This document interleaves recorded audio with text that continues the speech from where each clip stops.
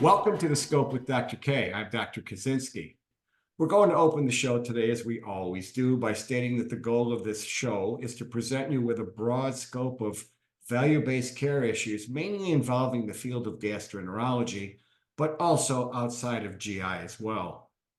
We're shifting the show today back to the patient view. Our guest is Cory Greenberg, a professional cyclist living with ulcerative colitis from Southern California. He's a powerful model of how someone can conquer an illness and turn it into an asset. As a young cyclist, Cory was diagnosed with IBD, potentially putting his dreams of a professional racing career in question. During the worst of his condition, he was hospitalized, and his providers told him that a cycling career with IBD would be near impossible. Cory was determined not to let his diagnosis stop him from achieving his dreams. He set out on a journey to set out to overcome the strains of his condition by finding a pathway to better health. Applying the lessons he learned from his years of training, he assembled a team of healthcare professionals, coaches, and mentors to form a treatment plan. After his road to recovery, Cory achieved his dream of becoming a professional cyclist, showing that anything can be done even with IBD. Now living in remission, Cory splits his time between California and Germany as he rides professionally throughout the US and Europe.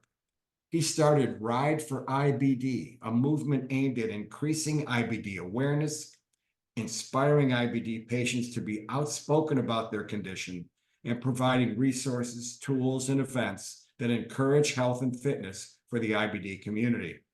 He set his sights on cycling as a platform to advocate for the IBD community, inspiring others not to be ashamed of their diagnosis and to speak about it and the struggles of living with IBD. We're going to let him tell us his story in his own words today and use it to discuss how we measure value in this patient population with IBD. Welcome to the show, Cory. Thank you, Dr. K. Thanks for having me, and it's a pleasure to be here. All right. Well, it's our pleasure, really. So I'm going to jump right in with what I just led to in the intro. So our listeners know that I always like to begin the podcast by allowing the guests to tell us a little about themselves in their own words. So tell us your IBD story. Yeah, well, I think your intro kind of gave a good synopsis, but yeah, so I am currently a professional athlete in the area of cycling, and at the age of 21, I was diagnosed with inflammatory bowel disease. And ironically, the first experience I ever had of the condition was actually at a bike race.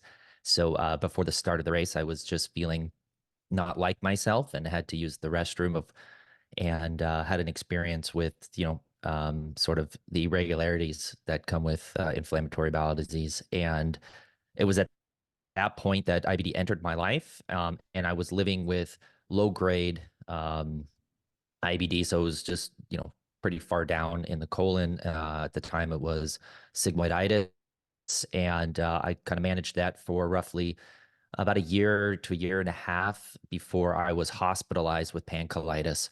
And in that period of time, I really didn't put a lot of attention onto my condition or really wanted to learn about what inflammatory bowel disease was. I kind of was like, okay, I'm a young guy, I'm healthy, I'm pursuing this career in athletics, I'm going to college, this is just, temporary roadblock, and we're just going to move forward. And it was really embarrassing at that time. You had to use enemas and suppositories. And as an athlete, you're traveling with your team and you're sleeping in the same rooms, and, you go team camps. And so a lot of that, created a lot of embarrassment. So I never really took care of myself and took care of the condition like I probably should have. And at the same time, I was still growing as an athlete and actually flourishing. And after my best cycling season as a young athlete, the condition just grew worse and worse and worse. So that ended up hospitalizing me, and then took me now what's been over a decade of this incredible journey. And I was able to leave the hospital, create a new lifestyle, create a plan moving forward. And since then, I've been over a decade in remission. I achieved my goal of becoming a professional athlete, which I still am today. And through that journey, IBD became more of a realization that this needs to be a lifestyle and that millions of people are struggling with that concept. And cycling is such a beautiful platform that allows people to basically ride through communities, and the jerseys you wear and the image you present gives a perfect platform to showcase IBD awareness in a way that is encouraging for others. It's outspoken. It kind of breaks down barriers of the awkwardness of the condition, and at the same time allows for the application of the condition to be seen in a different way, and for people to kind of associate that with more positivity. And so that was kind of the culmination of what got me started as an advocate for IBD. And so for the last 6 years, I've been advocating. And for the last 3 years, I founded Ride for IBD, which is just growing year after year and turning into something quite special. And starting in 2024, I am riding full time under that brand. So I left the kind of comforts of the professional peloton and the job that you would do for a professional team, and started my own program and team, and with the sole purpose of traveling the world, doing incredible events that really challenge the narrative of inflammatory bowel disease, to show people what is possible and to help others do the same for themselves. My God, what it must have been like to deal with ulcerative colitis and be a cyclist. But I want to hone in on something that you just sort of breezed by.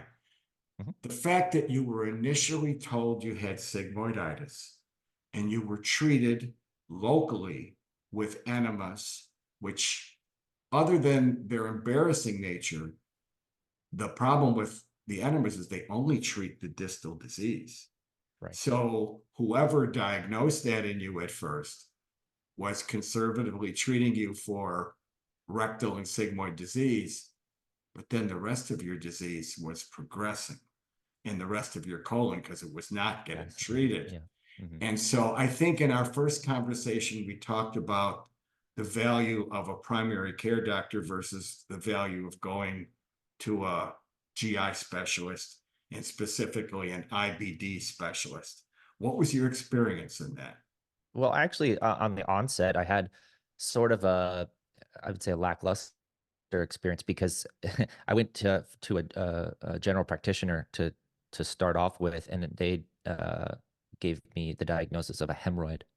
So, I got off on the wrong leg to start off with. And when my grandmother heard of the symptoms, her mother died of complications from Crohn's disease. My grandma has IBD. My mom's side of the family is, it's just, yeah, rampant. So, just to say the least. So my first experience was obviously not a great one, because it was a misdiagnosis. And then I went and saw a gastroenterologist, and we did a sigmoidoscopy, and that was kind of the extent of how they diagnosed it. And like you said, yeah, they kind of just gave me this sort of procedure to kind of, with the distal area of the colon.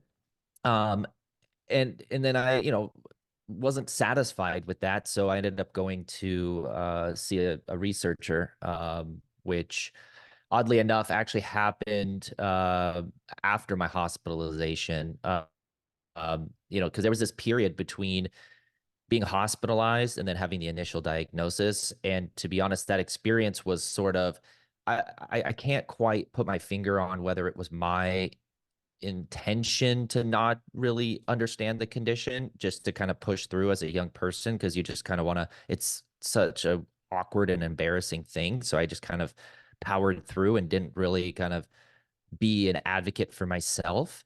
But it kind of felt like that I was just dealing with just your average run of the mill, doctor experience, where you go to the doctor's office, they say, okay, this is what you're going to take, this is what you're going to do, and you're just going to, you leave, and that's it. And that pretty much summed up my experience between that and hospitalization. So I can't quite say whether it was, the right thing or the wrong thing, but that's just how it was. And it wasn't until I was hospitalized that I put in motion what I knew as an athlete was I had to really pick apart the nuances of this and start to see, real specialist and find a real GI provider that could help break down this lack of knowledge and give me a bit of a pathway forward. So, and then I started, on top of that, bringing in things like a nutritionist, looking at, my chiropractic side and how the kinetic chain kind of fell into place, and dietary components of this, and really understand how I could support my GI specialist. Because, 12 years ago or so, there wasn't a lot of companies out there that were really providing you with this holistic kind of, whole package experience where you could leave the GI's office and have a pathway forward. So I had to create that for myself. So that experience for me was, I think, frustrating because, I was used to it because of, as an athlete, because we work with, coaches and nutritionists, and you come up with a game plan to get to the finish line. So that was normal, and I just attributed it to a normal, okay, this is just how it is, and you got to kind of fend for yourself. So that was my early experience, but my experience now is very different, I would say, because Well, I think the broader market has caught up. well, a couple of real takeaways here, especially for listeners who may be suffering with the disease themselves. Another key thing you said was family history. Yeah. So here, a 20-something-year-old presents with rectal bleeding, but they have a strong family history of inflammatory bowel disease. This Yeah. person doesn't likely have a hemorrhoid. This person likely has something that his genetics have been leading to. And the other point that I think is extractable from what you've given us in your history is that not everybody should be treating inflammatory bowel disease. It's a disease that is complicated, requires a provider with the expertise, the experience, the knowledge, so that you don't have to go through failures of treatment to finally get to the treatment that allows you to take control of your condition. Very happy that you found the right person, but that was Cory Greenberg doing it, not necessarily the provider. That was Cory using the next subject I want to talk about, and that's a team-based approach to things. There's an N of one is not a team. And too often today in healthcare, the physician is that N of one, but the physician might not be thinking about all these other components. So you did this, and you did this on your own. So I know you touched on your team, but elaborate a little bit more for the listeners, how Yeah. So nutrition and all the other things you're talking about. I want to yeah. believe So that. I think what stuck out in my mind the most was I was laying in a hospital bed, hadn't eaten for 2 weeks, and I started a biologic treatment in the hospital. And so the bowels started to shift towards the better. And I got off a liquid diet, and they gave me the first thing to eat, and that was a grilled cheese sandwich on the orders of the doctor. And I thought at the time, I told you this story before, but I thought at the time, like, man, this is the best tasting thing ever, because, it was just delicious. You hadn't eaten anything for 2 weeks. So, but in hindsight, from a nutritional point of view, just like cheap white bread, American cheese, fried, like, I mean, it tastes great, but like for someone who literally couldn't leave the bathroom, was sleeping on the bathroom floor for weeks, couldn't eat, like it was an eye opener of just the disconnect between what the GI in the hospital was providing me in terms of nutritional support. And so, like, that was the best I was getting. And so I was like, okay, well, this doesn't make sense. As an athlete, I know what I need to fuel my body, and I know how to get to a finish line. So that was the approach I took. I said, okay, I needed to study up on this. And so what I did was I found an individual who basically focuses on metabolic based diets.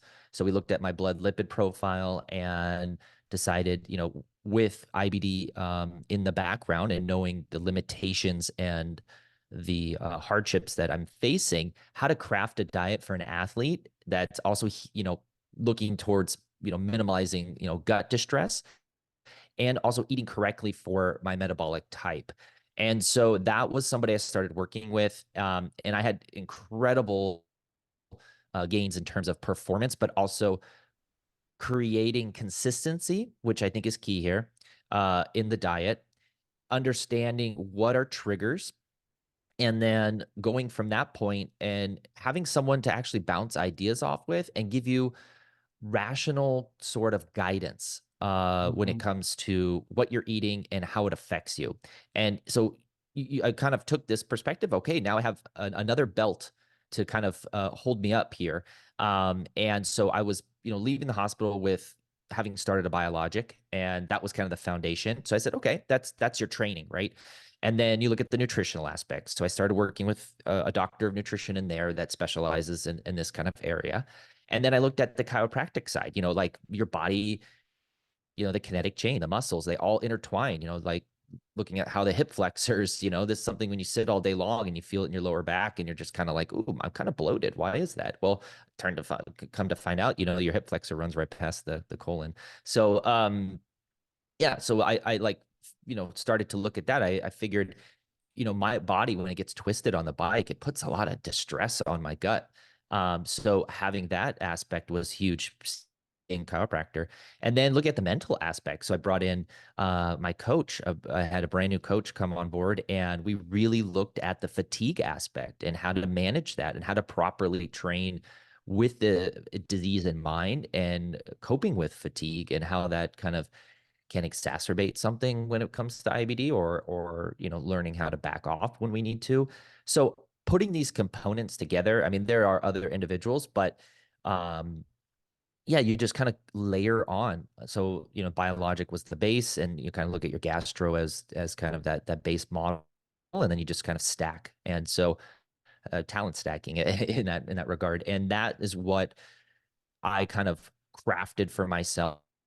And so I knew if I ever had any sort of, relapse, or I started to have a flare or anything like that, I could fall back. And so I could look at the layers. So I could say, okay, well, I'm in a flare. I'm going to back off on the training, that fatigue aspects, and we had changed the diet. So I had all the right components there. But to be honest, like once I put that into place, I haven't looked back, and I've only kind of modified, and as technology has caught up, and the understanding of this has caught up, modified that approach. Well, And I've been in remission now for over 10 years. So there's been Cory, times where things have changed, but yeah. that's a fantastic story. I only wish your healthcare team had been the one that suggested your team-based approach. But what you did, so now you're leveraging this. But I'm going to break here for a second for the audience. If you just tuned in, you're listening to The Scope with Dr. K. Our guest today is Cory Greenberg, a professional cyclist living with IBD and mastering all of its ramifications. So now let's pivot to how you've taken what you learned from dealing with your own illness and have been applying it to help others. So tell us about Ride for IBD and Project Visible. Tell us all about it. Yeah. So as I kind of was navigating this journey of mine, this healthcare journey, and obviously cycling is my passion. It's something that has emboldened me. It's given me kind of a purpose. There's a lifestyle associated with that, and I'm very big on just health and fitness. And so the bicycle for me is sort of freedom. It's something that I look back, and I can travel the world, and I can go into communities, and you experience the communities to its core, whether it's a race and you're out there, and you're going to the restaurants, and you're in at a host house or something where you really kind of get a true on the ground feel for how a community is and the people in it. I don't think there's many sports like that. So, and each race has its own kind of flavor and its own kind of cultural distinction. And so I kind of took the love of that and that experience, and I said, well, how can I incorporate IBD awareness into this? Because as I became more outspoken about my condition, I started writing blogs for like the Crohn's and Colitis Foundation, and just became more of an advocate. And through that, I started getting a lot of people reaching out to me and saying that they're dealing with very similar things that I would talk about, or they were saying that they are kind of lost for the approach in which that they're looking to manage fatigue and to get back to riding their bike, because cycling at the end of the day is such a popular sport, and for those living with IBD, it's a lot easier than running. It doesn't cause as much gut distress, and so um that's kind of the genesis of like, okay, I can use this to kind of promote IBD awareness at the same time doing fun things. And I often found that IBD has a very bad branding. And so I'm a big fan of branding and sponsorships and looking at, when you see a jersey, like how you can kind of tie in. I think Red Bull for me was the big eye opener of like, you see a Red Bull athlete, they're wearing a Red Bull helmet and they just stand out in the crowd. So I said, well, how can I do that for IBD? Because clearly people are struggling with connecting with the condition like I did early on. Like I didn't know anything about it. And I was hiding in a corner, with my with my with Your with the enema condition. and your Yeah, and exactly. And so how can we inspire people to say like this is just something that's a part of your life. It isn't, your whole identity, and how to push past it and find things that challenge the narrative of like, okay, you have this condition and you have autoimmune disease. You have to therefore, just be this sick person the rest of your life. And I don't believe in that. So Ride for IBD stemmed from that sort of genesis in my mind. And from that point, I just kind of grew and grew and grew. It started with a, website and blogging and trying to create some sort of branding. So a positive branding that is associated with sport, and to kind of shift the narrative away from just this kind of weird cultural poop, bathroom, you can't, overcome this kind of mentality, and then creating it with just something fun and hip and inspiring. And so that was kind of where it all began. And then from that point, during COVID is when I really ramped it up, because we were all sort of locked down and everybody was kind of experiencing what kind of, when you're going through a flare, you're stuck at home and you're just kind of yeah, limited. And so we all kind of got that same feeling of being stuck at home and not knowing right. where to go and feeling sort of, confined. And that's very much what IBD people, go through. And so what I did is I started working with this company and also the Crohn's and Colitis Foundation to put the world's first online charitable cycling event together. And it was a 3-day event, which we live streamed, and it was on this platform called Swift. And we brought together people from all over the world with IBD. And it had such an inspiring narrative that I met so many people through that. And I saw the power of what Ride for IBD could be and could become. And so that really kickstarted things where I just started ramping it up. And we started supporting some other individuals with the condition. And then I made a decision in end of 2023 to step up myself in this area, because as a professional athlete, we have to wear the things that the team, gives us. And so we can only, we can't promote things outside of the realm of what the team, tells you can do. So I left the comfort of the professional team so I could actually wear Ride for IBD Ah, cycling clothing and actually start branding it. So we created a helmet that has, looks, it kind of comes off of like the Red Bull style. So now athletes can wear that and be, sort of these stars in sort of the peloton, and the peloton is the group of cyclists. Or if you're on the street, it's like you see someone in a branded helmet that's Ride for IBD and you said, hey, I have IBD, or what right. IBD, or hey, look at this person, they have IBD and they're doing this, wow. So that was kind of like what kickstarted that. And then we just started Project Visible, which is how to create more visibility amongst the community. And so that comes from a branding perspective to really rebrand the way we see it. So I'm now racing in full Ride for IBD clothing, helmets, bringing that message to a worldwide audience. So now going to events and being that sort of inspirational individual. Not that I'm trying to like promote myself or my story. I'm just trying to promote IBD awareness in a fun and cool manner. And, And then along with that, we're talking about the local resources. So like, for example, 2 weeks ago, I was in Switzerland, and the Crohn's and Colitis Swiss organization was tied in. So, going to Switzerland and talking about something and doing an event on the ground, and then you get to meet those people there, and it really just sort of creates this narrative, and then people start asking the right questions, and then through your your resources that you have, you can then start to guide these people into how to manage it better. So it's really like it's a sort of a Kickstarter in a way, on the ground, grassroots, inspire people, lead them to the right places so that they can learn how to manage their condition and feel like they have it in control, and then look at ways that we can help others do the same, so other athletes. And from that perspective, then we can create events or partner with events, which we've been doing now. So that's basically what we're doing in a nutshell. I can probably talk about this for another hour, but Yeah, unfortunately, time constraints are on us. But Cory, you have a great story. I really appreciate you sharing it. How does someone contact you? How does somebody get involved, either to participate or help sponsor Ride for IBD? Yeah. So, I mean, me personally, obviously we have social media. Instagram is kind of what I'm very active on. So Cory with Mike 23 is my handle.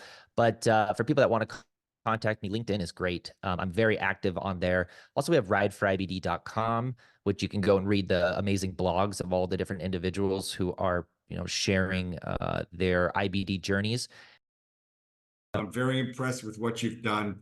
Thank you, Cory. Thanks for being on the Thank you. show. Thanks to the audience for tuning in. You can access our podcasts on most of the podcast platforms like Apple Podcasts, Google, Spotify, and others. Learn more about the show on the programs page on Healthcare Now Radio. Lend your voice to the conversation on X at HC Now Radio.